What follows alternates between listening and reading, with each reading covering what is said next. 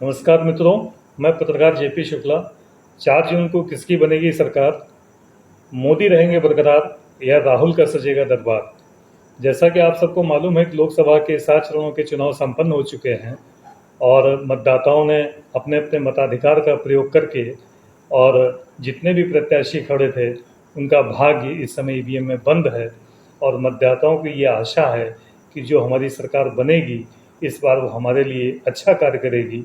देखना ये होगा कि 10 साल के कार्य जो मोदी ने किए हैं उस पर जनता ने मोहर लगाया है या राहुल गांधी के नेतृत्व में जो इंडी सरकार का गठन होने वाला है उसके ऊपर जनता ने अपना मोहर लगाया है।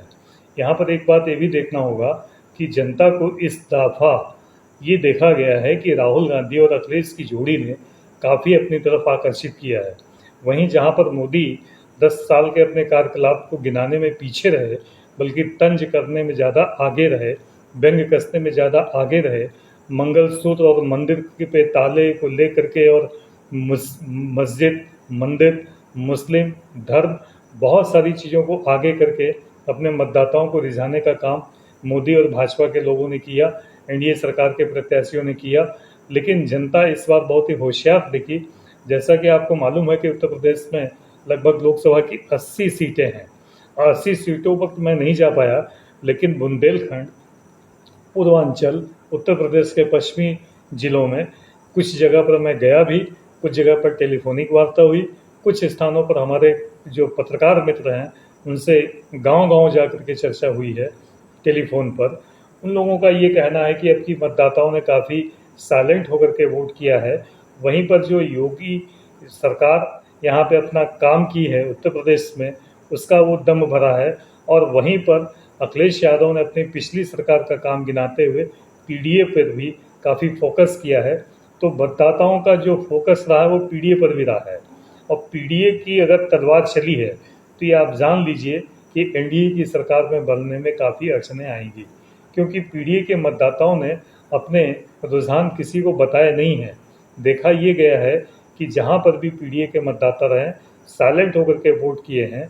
और इस बार राहुल गांधी ने जो संविधान और आरक्षण पर इन्होंने अपनी बात को कहने में पूरी तरीके से सक्षम रहे मतदाताओं के बीच में, वो काफ़ी कारगर होता दिखा। हम भी गए थे करीब लखनऊ के अन्य ज़िलों में भी, जैसे सुल्तानपुर, प्रतापगढ़, कौशाम्बी, वाराणसी, बाराबंकी और विभिन्न क्षेत्रों में कानपुर, बहुत सी जगहों पे मैं गया। वहाँ पर देखने को मिला कि जो इनका आरक्षण का मुद्दा है काफ़ी कारगर है। इवन अब की जो ये कहा जाता था कि वोटर के जो वोट हैं वो पार्टियां या जो सदस्य होते हैं जो पार्टियां छोड़ करके विभिन्न पार्टियों में मिलते हैं वो ट्रांसफ़र करवा देते हैं। मेरा ये व्यक्तिगत तौर पे मानना है कि वोट कभी भी ट्रांसफ़र कोई नहीं करवा सकता है। अगर वोट कभी किसी ने ट्रांसफ़र करवाया है तो केवल बसपा की नेत्री मायावती में ये ताकत थी कि अपने मतदाताओं का वोट ट्रांसफ़र करा सकती थी, कराती भी थी। लेकिन जैसा कि आपको मालूम है कि सुल्तानपुर के दबंग बाहुबली नेता सोनू मनु सिंह सपा के गठबंधन में गए ज़रूर, लेकिन अपने मतदाताओं का वोट ट्रांसफ़र नहीं करा सके। यही हाल मनोज पांडे का रहा कि भारतीय जनता पार्टी में शामिल जरूर हुए लेकिन अपने मतदाताओं का वह वोट ट्रांसफ़र नहीं करा पाए।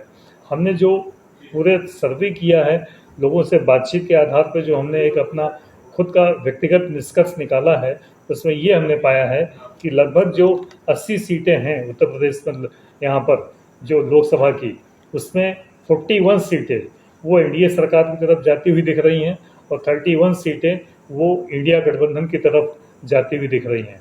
अब इंडिया गठबंधन में 39 सीटें मैं इसलिए बोल रहा हूँ, अगर पीडीए का जो इनका यंत्र चला है वो अगर कायदे से कारगर हुआ है तो पीडीए के मतदाताओं ने पुरजोर तरीके से इंडिया गठबंधन को अपना बहुमत दिया है।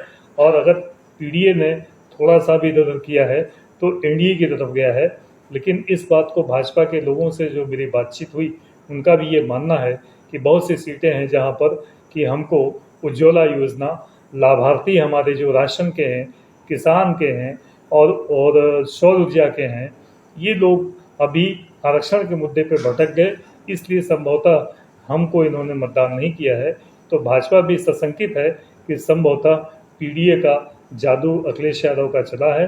और राहुल के नेतृत्व में इससे उम्मीद की जा सकती है कि 4 जून को जो नई सरकार का गठन होगा उसमें मोदी बरकरार रहेंगे कि नहीं रहेंगे, राहुल का दरबार सजेगा कि नहीं सजेगा, ये 4 जून को लगभग 12 बजे तक स्पष्ट हो जाएगा।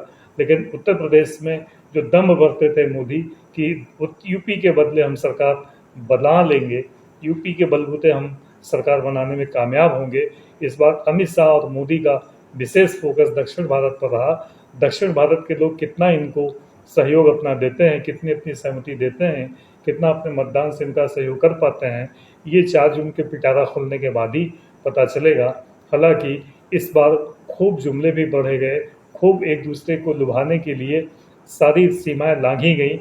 इवन प्राइम मिनिस्टर कभी ऐसा नहीं हुआ कि प्राइम मिनिस्टर को इलेक्शन कमीशन ने नोटिस दिया हो। इस बार के चुनाव में मोदी को भी इलेक्शन कमीशन ने उनको नोटिस भेजा है। हालांकि अभी तक मोदी ने इसका कोई जवाब नहीं दिया है। कोई दूसरा पहलू है, इस पर हम बात नहीं करेंगे, मोदी की और इलेक्शन कमीशन के बीच की बात है।